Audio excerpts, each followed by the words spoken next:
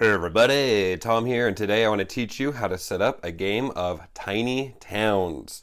Tiny Towns is a game that is kind of a roll and write, but it doesn't use a pencil and a pad of paper necessarily. So, really a game that I love. In fact, I was planning on recording a different game, but I played this game, kind of fell in love with it, and decided I'm going to hurry and make a video of it. Now, in this setup video, I'm going to be setting up a 3-player game, but I also plan on doing a gameplay along. If you're interested in that, I'm going to put the link in the description of this video. But yeah, let's go ahead and learn how to set up Tiny Towns.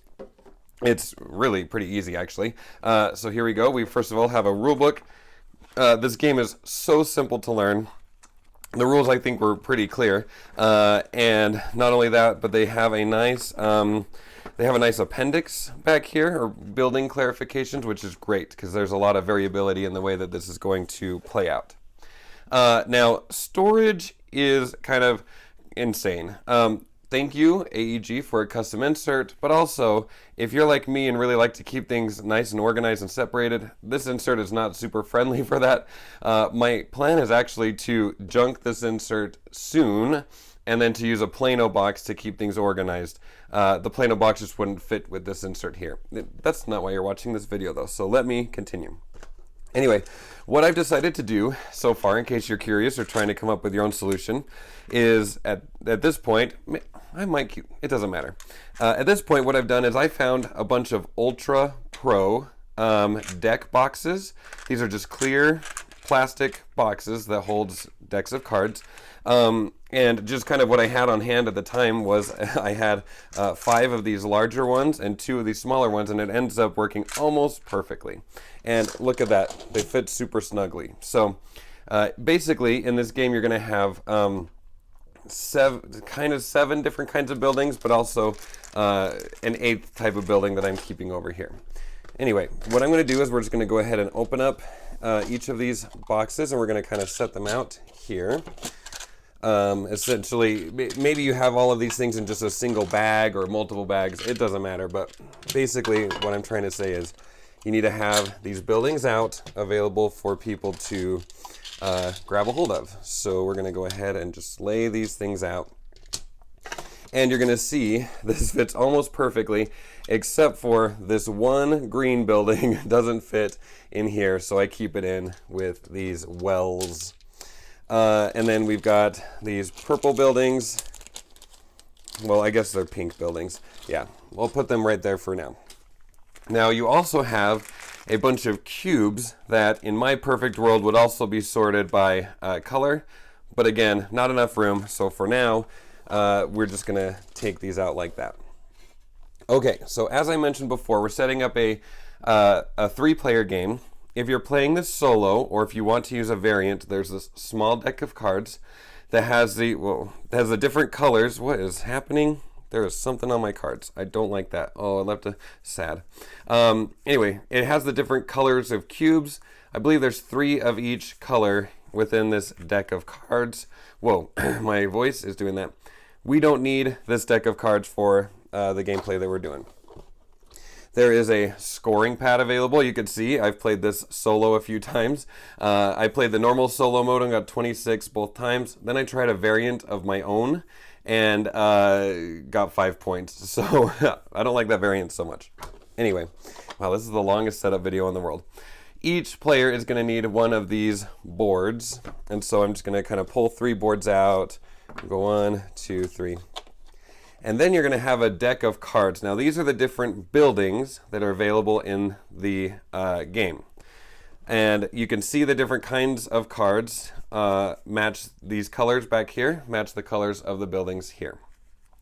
And so for each game, every single game is going to use the exact same blue cottage card. So I'm going to go ahead and take that out.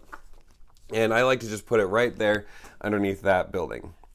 And then there's going to be some purple cards. These are monuments. And each player would just get 2 of these cards, pick one to keep, and discard the other one. For my video, I'm just going to hand out 1 randomly to each player so that I don't have to stress too much about it. So we've got those cards. And then after that, you're going to have 4 different buildings of each color. And so you're just going to pick one at random. And so I'm just going to go ahead and grab this well version, the millstone. Anyway. There is a recommended set of cards that you can use for your first game, but we're just going to go random here. So let's use this yellow one. Okay, the Tailor. I'll put that up there. And then we've got, let's go for this green one, the Almshouse. That'll go there. And then orange, we'll do this one. Okay, the Chapel. We'll go there. And obviously I'll clean this up and make it pretty later. And then we want this Factory. And finally, let's go for the Granary. Okay, so we're pretty close to being done setting up. We need the cubes out. I'm just going to go ahead and dump the cubes in one of these lids so that they're available. You'd really want to just have those spread out so people can easily grab them, but it's just me grabbing them, so that's easy enough. We've got everything out of the box that we need. Let's just make sure that our individual play areas are good to go. So, as per usual with my videos, in order to keep the player colors super clear, I'm just going to go ahead and slip this blue paper underneath. This is going to be our blue player. And let's go ahead and reveal their specific type of monument. Remember, each player gets one of these purple cards, or pink, or whatever. Actually, they get two. They pick one that they like and they keep it. I'm just going to go ahead and keep that one like that. And we're going to give each player just one of these building types, and I'm just going to put it right here. And I'm going to have blue be our first player, so they're going to get this token here, which will be passed around. I don't know. Sure. We're going to pass that around from player to player. Let's go get the red player set up. Let's see, I want the red paper, like that. And we're going to give them their monument, just like that. And then the yellow player, we'll go ahead and do the same thing. There's that. And, okay, there we go. The rest of these can just go back into the box. We will not need them any longer. Okay, and you're going to see I've done some rearranging just because I thought it looked prettier like that. And we are ready to play. So keep in mind, setup for this game takes about half the time it just took me to record it because I talk too much. But either way, we're ready to go. We have our building set up. One card of each color is randomly selected, but this will always be the blue card. That never changes, the cottage. And then each player gets two purple cards, picks one, yada yada. Keep the cubes nearby, scoring pad. What am I talking about? Let's get playing. If you would like to see me play this 3-player game, go ahead and click on the link in the description of this video. And yes, we will see you there. Okay, talk to you guys later. Bye.